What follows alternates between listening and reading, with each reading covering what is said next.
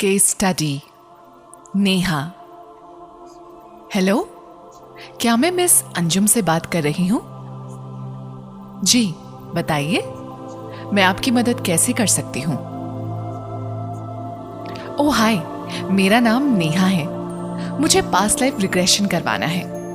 क्या आप मेरी हेल्प कर सकती हैं? श्योर, बिल्कुल। पर उससे पहले मुझे आप प्लीज बताइए कि आपको पास्ट लाइफ रिग्रेशन क्यों करवाना है। ये अजीब सी बात है, पर मुझे बहुत बारी अपनी फैमिली अपनी सी नहीं लगती। मैं जैसे उनसे अलग हूँ। मेरे पति और बच्चे दोनों मुझसे प्यार करते हैं, बट फिर भी मुझे लगता है कि मैं इनकी दुनिया का हिस्सा नहीं हूँ। मेरे पति मुझसे प्यार करते हैं, पर मेरी चॉइसेस को समझते नहीं। अगर मैंने अपने लिए कोई रास्ता चुना जो उन्हें अच्छा नहीं लगा, तो हमारे झगड़े हो जाते हैं।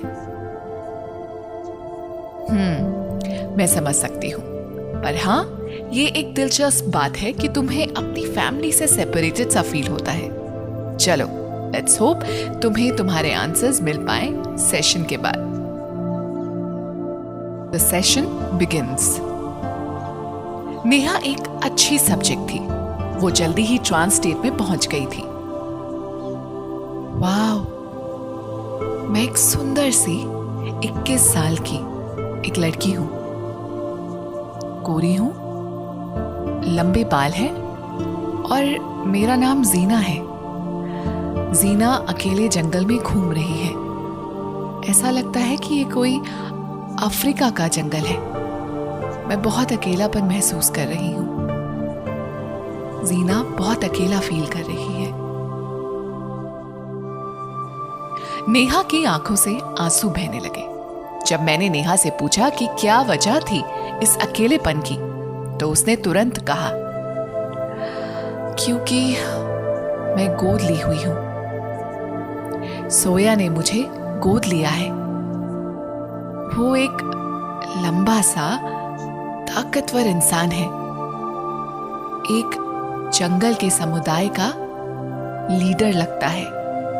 रंग काला है और समुदाय के बाकी सदस्य मुझे पसंद नहीं करते। वो चाहते हैं कि मैं वहां से चली जाऊं। वो आदिवासी लोग हैं। मैं उनकी तरह नहीं लगती, पर सोया एक अच्छा इंसान है। उसने मुझे बहुत प्यार से पाला है। मुझे हापून से मछली पकड़ना भी सिखाया सोया ने ही है। कौन सी भाषा में तुम आपस में बात कर रहे हो? मैं क्यूरियस थी जानने के लिए, तो मैंने नेहा से पूछ लिया। ये कोई भाषा नहीं है। सब इशारों और आवाजों से बात करते हैं, जैसे कि कोई साइन लैंग्वेज हो, नेहा ने बताया। फिर मैं नेहा को और पीछे उस समय की ओर ले गई जब वो पैदा हुई थी। मैंने उससे पूछा कि वो कहाँ है और वो सोया के पास कब आई। एक फिल्म की तरह नेहा के सामने बहुत सारी तस्वीरें आने लगी। ओह माय गुडनेस, ये तो एक बहुत बड़ा सा महल है। ग्रे कलर की दीवारें हैं। मेरे माँ और पिता एक राजा और रानी हैं, जिनको किसी ने मार दिया है। राजा के सबसे करीबी कोई दोस्त हैं, जिन्होंने मुझे अभी उठाया और महल से भाग निकले। वो मुझे बचाना चाहते थे। कौन है ये बहुत खास दोस्त राजा का? क्या तुम इनको पहचान सकती हो? देखो इनकी आंखों में एक बार। क्या कोई जाना पहचाना सा है जिसको तुमने शायद इस लाइफ में देखा हो? नेहा की आंखों से एक और बार आंसू बहने लगे। हाँ, ये तो मेरे पापा जैसे दिखते हैं, मेरे अपने पापा जैसे। उन्होंने मुझे एक टोकरी में रख दिया और जंगल के अंदर छोड़कर चले गए। उनको भी मार दिया गया। किसने मारा उन्हें? मैंने नेहा से पूछा। कुछ सिपाही से हैं। उनके पास तलवार भी है। मुझे नहीं पता कौन है ये लोग जिन्होंने सबको मार दिया। नेहा ने कुछ गहरी सांसें ली, फिर बोली, मैं अकेली हूं, रात हो गई है, भूख लग रही है मुझे, अब मुझे डर सा लग रहा है। ये अकेलापन और दर्द कहीं ना कहीं नेहा के सबकॉन्शियस माइंड में छुपा हुआ था, जो धीरे धीरे उसके आंसू के थ्रू रिलीज होने लगा। आगे क्या होता है देखो जरा, मैंने नेहा से पूछा। सोया ने मेरी आवाज सुनी, मैं रो रही थी। उसने मुझे उस टोकरी से उठाया और मुझे देखा। वो जंगल में मुझे ऐसे नहीं छोड़ सकता था। उसने मुझे प्यार से गले लगाया और अपने साथ ले गया।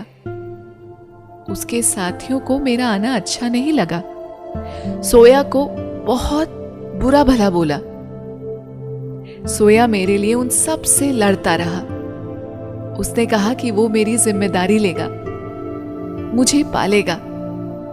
समुदाय के बाकी लोगों ने कभी मुझसे बात नहीं करी।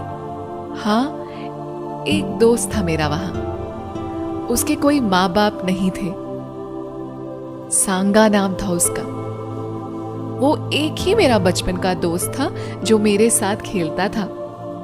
बाकी लोगों को अच्छा नहीं लगता था कि हम दोनों के बीच में दोस्ती हो। सांगा की शक्ल किसी से मिलती है तुम्हारी अभी की जिंदगी में किसी से? देखो जरा, मैंने नेहा से पूछा। अरे हाँ, ये तो अभय है, मेरे पति। नेहा हल्की सी हंसी। नेहा को मैं उसके आगे की जिंदगी के पलों में ले गई। मैंने उसे सब महसूस करने को कहा, जो भी हुआ उसे बताने को कहा। नेहा की आंखों की पुतलियां तेज हिलने लगी और धीरे धीरे कुछ बोलने लगी। जब मैंने फिर से उसे पूछा तो उसकी आवाज में फिर से एक दर्द सा महसूस होने लगा। सांगा ने मुझसे शादी कर ली। उसने बहुत प्यार किया मुझे। हमारे 2 बच्चे भी हैं। पर वक्त के साथ वो बदल रहा है। वो काले रंग का है और मैं गोरी हूं। इशारों में मुझसे बोल रहा है कि मैं उसके समुदाय से नहीं हूं, मैं अलग हूं। लोगों ने उसे भड़का दिया है। बोलते हैं मैं शापित हूं, कर्स्ड हूं। सांगा पहले जैसा नहीं रहा। मैं नेहा को समय में और आगे ले गई। अब मैं 35 साल की हूं। मैं मरने वाली हूं। सोया और सांगा मेरे साथ ही बैठे हैं। जिंदगी भर मुझे दर्द मिलता रहा। शायद वही मेरे मरने का कारण बन गया है। मुझे किसी ने अपनाया नहीं, अलग समझा, अलग ही रखा। नेहा के आंसू बहते चले गए। उसे थोड़ा वक्त लगा नॉर्मल होने में, पर रोना भी जरूरी था नेहा के लिए। अपने छुपे हुए दर्द को बाहर निकालने के लिए आंसू बहाना जरूरी था। यही वो छुपे हुए दर्द होते हैं जो हमारी प्रेजेंट लाइफ में, प्रेजेंट जिंदगी में हमें बेवजह परेशान करने लगते हैं। जैसे ही जीना ने यानी नेहा ने अपना शरीर छोड़ा, वो हल्का महसूस करने लगी, मानो सारे दर्द कहीं गायब से हो गए हों। उसको अपने परिवारजनों को छोड़कर जाना बुरा लग रहा था। जीना स्पिरिचुअल प्लेन में अपने गार्जियन एंजल, जिसका नाम ज़ेन था, उनसे मिली। जब उस फरिश्ते से पूछा गया कि अभी की जिंदगी के लिए जीना के लिए क्या उनके पास कोई संदेश है, तो उन्होंने कहा, तुम्हें जिंदगी में आगे बढ़ना होगा, अपने लिए खुद लड़ना सीखना होगा, चाहे कुछ भी हो जाए। ये खूबसूरत सा सेशन यहां पर खत्म हुआ और धीरे धीरे नेहा को नॉर्मल लाया गया। वो हैरान थी कि इतनी सारी चीजें उसने इतनी गहराई से महसूस करी। तो देखा आपने, इस पास्ट लाइफ रिग्रेशन के थ्रू नेहा ने 2 चीजें समझी।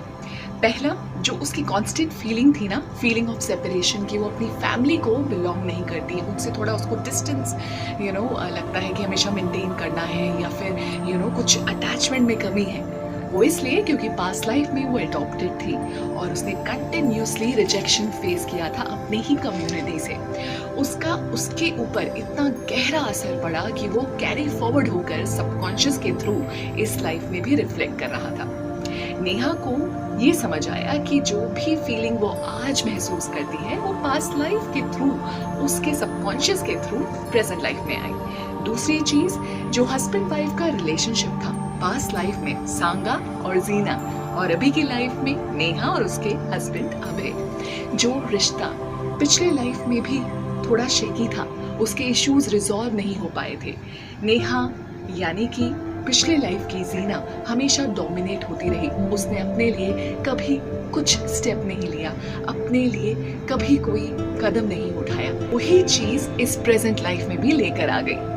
अभी भी उसके हस्बैंड के साथ जो अनरिजॉल्व इश्यूज पास्ट लाइफ के थे वो रिजॉल्व होने बाकी हैं। सो नेहा को अपने लिए स्टेप लेना, अपनी आवाज बनना पड़ेगा, so that she can fight her present karma. So guys, did you like this past life regression story? This is a real case study. अगर आपको ऐसी और स्टोरीज सुननी है तो प्लीज मेरे चैनल को सब्सक्राइब कर सकते हैं और लाइक भी कर सकते हैं। Thank you so much. See you again.